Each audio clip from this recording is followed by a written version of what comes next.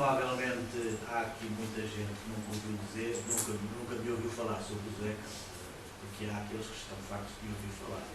Mas como eu estou a falar a 200 e tal quilómetros da minha casa, possivelmente eu não estarei a repetir, se pelo menos lembrar, para início de conversa, como é que eu, com os tais 16 anos, vou acompanhar o Zeca Afonso, que já era um homem da idade da minha mãe. A minha mãe nasceu em 29, o Zeca também.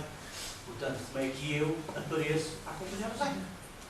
É uma das perguntas que muitas vezes me fazem, já que vocês me fazem, eu faço a mim. Portanto, eu apareço, e já estou farto de contar esta história, mas volto a contá-la outra vez. Eu acompanho o Zeca, apareço a acompanhar o Zeca, porque o Zeca aparece em Coimbra, já depois da sua formatura, quando estavam a fazer os pedagógicos.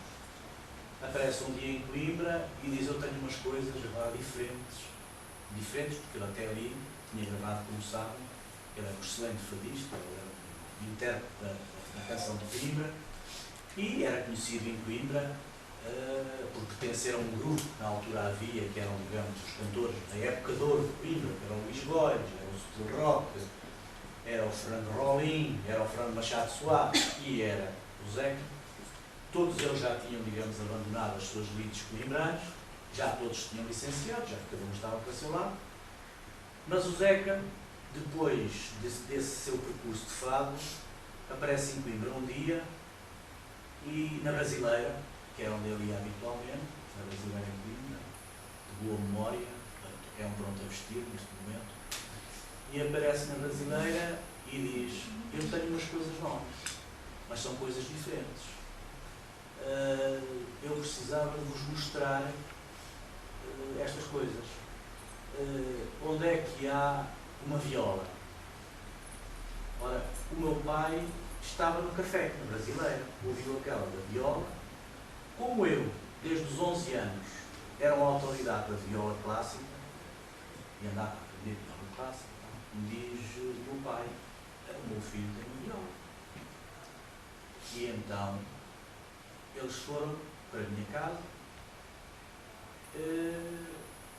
ele, uma tertúlia ali da Brasileira, muito interessante, o Abílio Herlandas Cardoso, o Cunha Rocha, portanto, o Rainho, um grupo que habitualmente, um grupo muito louco, que habitualmente estava ali da Brasileira, e então decidem ir todos, metem-se nos carros e vão para um bairrinho suburbano, onde o meu pai e eu e a minha mãe vivíamos, e onde eles vão então para a sala e onde me chamam, eu creio que já devia estar na cama: vai buscar viola. E eu então apareço, uma violinha que eu tinha e tal. Eles vão ali para a sala, lembram-me perfeitamente, e eu fico sentado na escada a ver aqueles mantolões todos ali, e o Zeca pega e começa a tocar O Meu Menino é Doido. Toda a gente ouvia aquilo, achou aquilo estranhíssimo, porque em Coimbra ouvia-se era o fado. E até ali era fado, era uma coisa estranha. E o Zeca, que sempre teve muito pouca habilidade para tocar viola, estava ali a arranhar a banza com uns sons estranhíssimos e um acompanhamento um bocado desajustado. Mas ele ia dizendo como é que pretendia. Uma coisa que depois eu faço assim, faço assado e tal, e eu, meu menino, e foi e eu estava lá na escada a ver aquilo,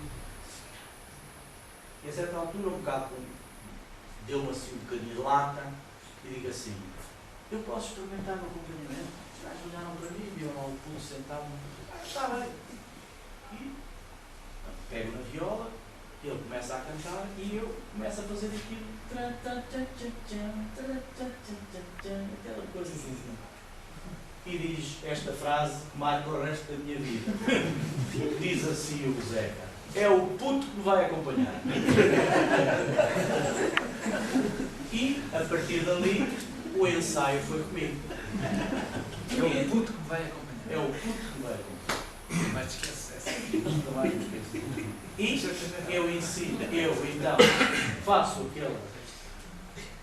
aquela introdução e depois o acompanhamento todo do meu minerador. É isso mesmo. a seguir. Já agora o Lago do Breu, já agora o Tânio Barcos Tânio Ramos, e estavam as 4 coisas em disco. Um EPI. Exatamente. Bem, tal, muito engraçado, toda a gente gostou muito e tal, eu fiquei todo contente, muito vaidoso. 64. 64, 1964. E miúdo liceu, claro. E o segundo ensaio fica logo marcado para a sala dos bilhares da Brasileira, que era no andar de cima. E portanto aí vou eu passar uns tempos então à Brasileira,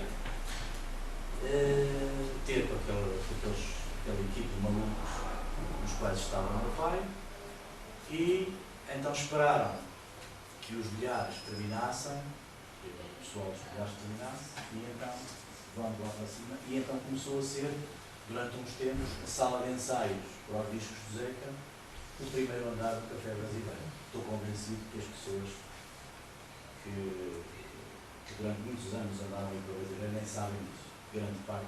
Houve até composições que foram ali feitas, eu lembro-me, por exemplo, das Pombas, Pombas Brancas, que era da, que a gente chamava-lhe Poeta Ladrão, o Pinatel. Foi feito ali, ele e o Zeca fizeram aquilo ali, aqui nasceu ali, os novos movimentos, e portanto, depois foi marcada a data da gravação, e passavam uns tempos, aquelas peripécias contratuais com o Arnaldinho, não é? Até porque aquilo era uma música muito estranha, mas Não era um só sucesso garantido. o Arnaldo é que era mesmo capaz de marcar naquilo. Ainda houve, a certa altura, o Zeca ainda tentou ir assim a uns notáveis lá de Coimbra, tipo Portugal e Bruges, e essas coisas que ainda por lá andavam, mostrar-lhes as suas coisas. Todos eles acharam que o Zeca era, mas é maluco. E que aquilo realmente não era música que se apresentasse. Não, era música que se apresentasse. E portanto a única possibilidade que ele tinha também era de ser acompanhado por mim, porque eu estou convencido que se tivesse que ir ter com mais alguém também. Mas eu também não quero fingir modéstia exagerada, porque tenho que reconhecer que na altura quem tinha o olho era rei, não tinha esteve na terra de cegos, e nessa altura ainda não se falava em guitarra clássica em Portugal. Os espanhóis obviamente tinham uma escola de guitarra clássica, de viola clássica, mas em Portugal a viola era um instrumento que até aí praticamente fazia apenas acompanhamentos, não é? Com bordão e arpejo e pouco mais. Eu comprava os discos de Segovia e aos ouvindo, e não sei quantos, ia tirando aquelas coisas. Depois inscrevi-me numa escola que havia do Duarte Costa e acabei por aprender. Acabei por aprender. Em Coimbra ou na rua? Em Coimbra, porque era uma filial em Coimbra. E portanto acabei por fazer alguma guitarra clássica. Cheguei mesmo a gravar 2 discos, 2 EPs só de guitarra clássica. Creio que são 2 discos, os primeiros discos portugueses de guitarra clássica, os gravados em 1967 ou 68. Ainda tens isso? Ainda tenho isso, em vinil, não é? E por isso, um pouco de facto, porque na altura o tipo de viola tocada daquela maneira fazia diferença. E por outro lado, também porque as outras pessoas, na altura, os que ouviram, não acharam grande piada às músicas de Zeca, é que não acharam mesmo, quer dizer, não acharam. E em Coimbra mesmo, na altura, aquilo foi um escândalo, quando o disco saiu. Tanto foi um escândalo que os doutores e os veteranos ameaçaram mesmo rapar-me, castigar-me severamente por eu estar a colaborar numa coisa tão aberrante e tão de lesa pátria às tradições da vetusta Academia de Coimbra.